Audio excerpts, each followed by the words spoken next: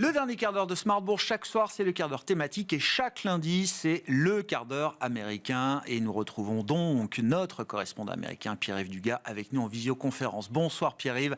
Merci beaucoup d'être avec nous au rapport pour évoquer Donald Trump et les marchés. C'est-à-dire qu'on a vu encore ce week-end Scott Bessent, secrétaire du Trésor, allez, je vais le dire, balayer d'un revers de main la correction du marché américain. C'est vrai que le S&P 500 a baissé de 10% en 16 séances entre le 19 février et le 13 mars. Est-ce qu'on peut balayer aussi facilement que ça une baisse de marché de 10% sur les marchés américains au cours de ce premier trimestre 2025, Pierre-Yves ? Et quand on s'appelle Scott Bessent et qu'on est secrétaire au Trésor, on peut le faire. Quand on s'appelle Scott Bessent et qu'on est gérant de fonds spéculatifs, ce qui était son cas il y a encore quelques semaines, c'est plus difficile. On s'est aperçu que quand même il y a de grands noms des hedge funds qui ont pris quelques gifles au cours des dernières semaines.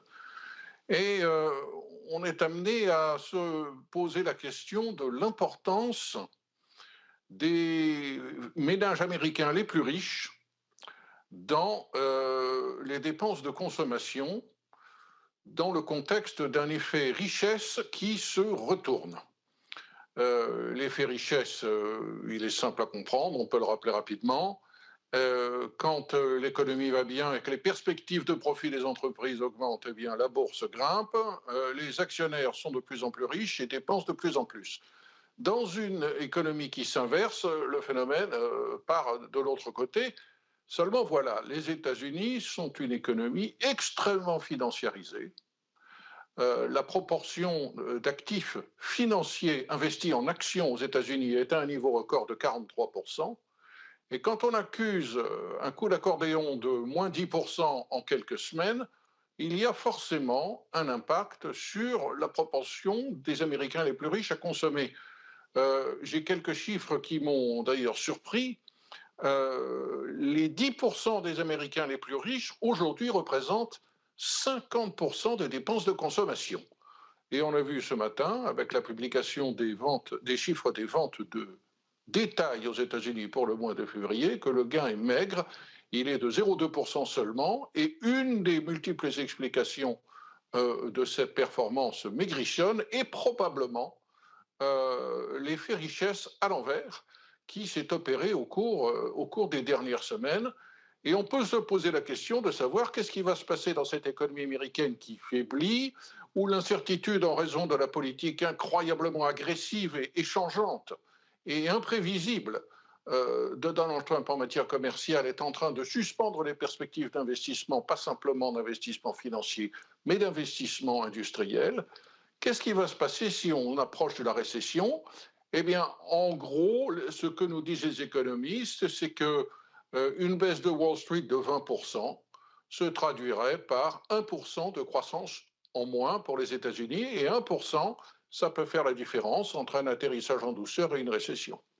Très très clair, hein. On voit des enquêtes de morale de consommateurs qui n'arrêtent pas de baisser, et on l'a vu avec l'Université du Michigan vendredi, des anticipations d'inflation chez les consommateurs, chez les ménages américains qui sont repartis violemment à la hausse sur le mois de février. Si on regarde désormais la sphère corporate, les entreprises américaines et notamment les industriels américains, Pierre-Yves, est-ce qu'ils ont voté pour les droits de douane ?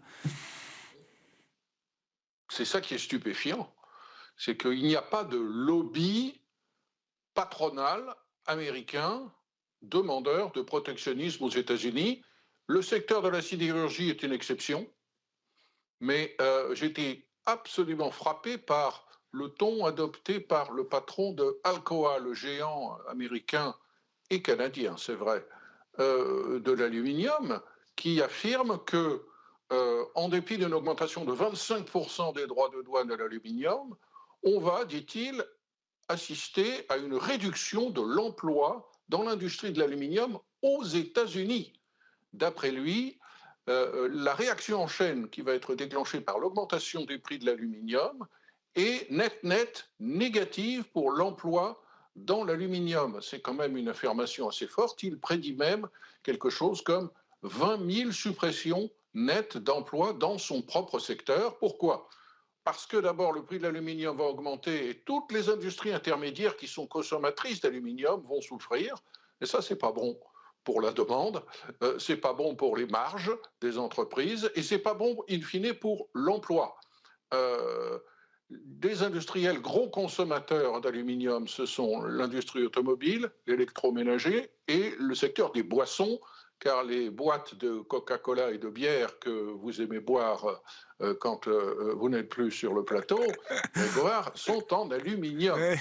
Eh bien, ces gens-là ne sont pas du tout contents et sont absolument convaincus que cette augmentation de droits de douane sur l'aluminium est une véritable catastrophe pour le consommateur américain. Et puis, il y a des effets qui visiblement ne sont pas pris en compte par la Maison-Blanche dans ses déclarations et sa politique commerciale très brutale. C'est que les Mexicains et les Canadiens, qui sont les gros fournisseurs d'aluminium aux États-Unis, vont être probablement contraints d'envoyer vers l'Europe leur surplus qu'ils ne pourront plus passer aux États-Unis. Ça veut dire une baisse du prix de l'aluminium en Europe. Alors c'est une mauvaise nouvelle peut-être pour les Européens de l'aluminium, mais c'est une bonne nouvelle pour les consommateurs américains. Et on va avoir une situation où on aura des consommateurs américains et une économie américaine défavorisée par des hausses de prix et le contraire en Europe. Et je reviens à la déclaration du patron d'Alcoa, qui tout de même est une autorité en matière d'investissement industriel, qui nous dit, vous savez, nos décisions d'investissement dans les équipements pour fabriquer de l'aluminium, elles sont prises sur un horizon 20 à 40 ans. Nous ne disposons pas aujourd'hui chez Alcoa de capacités de production que nous pouvons augmenter pour répondre au changement de la demande. Les capacités de production non utilisées dont nous disposons aujourd'hui ne sont pas productives, elles ne sont pas bonnes, et ce n'est pas sur la base de droits de douane qui ne dureront peut-être pas plus que 3 ans, si un autre président que Donald Trump arrive à la Maison-Blanche, que nous allons nous engager sur 20 à 40 ans. Donc cette affaire de droits de douane, rien que sur ce secteur très précis de l'aluminium, n'est pas du tout évident et ne fait pas l'objet d'une demande de protectionnisme de la part des industriels américains. C'est quand même très stupéfiant. Est-ce que Corporate America, est-ce que les grands patrons américains, les grands CEO, alors de l'industrie, de l'aluminium et de l'acier, mais également peut-être de l'industrie de la technologie, Pierre-Yves, est-ce qu'ils pourront être à un moment les garde-fous, si nécessaire, de la politique visée et conduite par Donald Trump? Est-ce qu'on attend des réactions de leur part? Sur l'automobile, je pense qu'à Détroit, ils se sont déjà un peu mobilisés quand Donald Trump menace toujours de mettre des tarifs de 25% sur les automobiles qui traversent la frontière entre le Mexique et les États-Unis, entre le Canada et les États-Unis. Mais est-ce que le vrai rempart viendra de Corporate America? Alors, je donnerai deux réponses.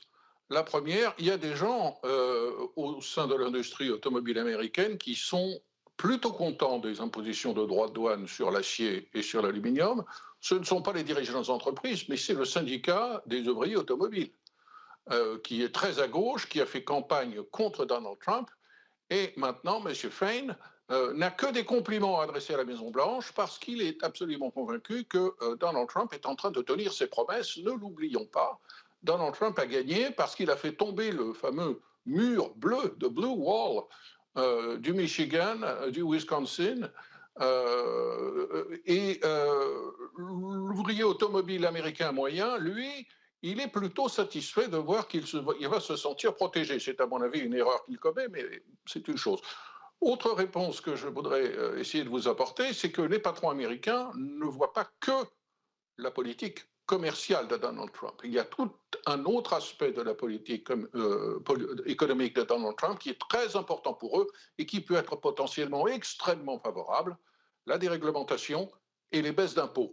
Et pour ne pas se couper d'un Donald Trump qui est assez susceptible et qui se fait vite des amis et vite des ennemis et prompte à renier ses amis d'hier, nombre de ces grands patrons qui se sont affichés avec Donald Trump au cours des dernières semaines restent convaincus qu'en dehors de cet horrible petit détail qu'est la politique économique commerciale qui risque de plonger les États-Unis en récession, en termes de fiscalité et en termes de déréglementation, ils ont beaucoup à gagner de cette politique trumpiste.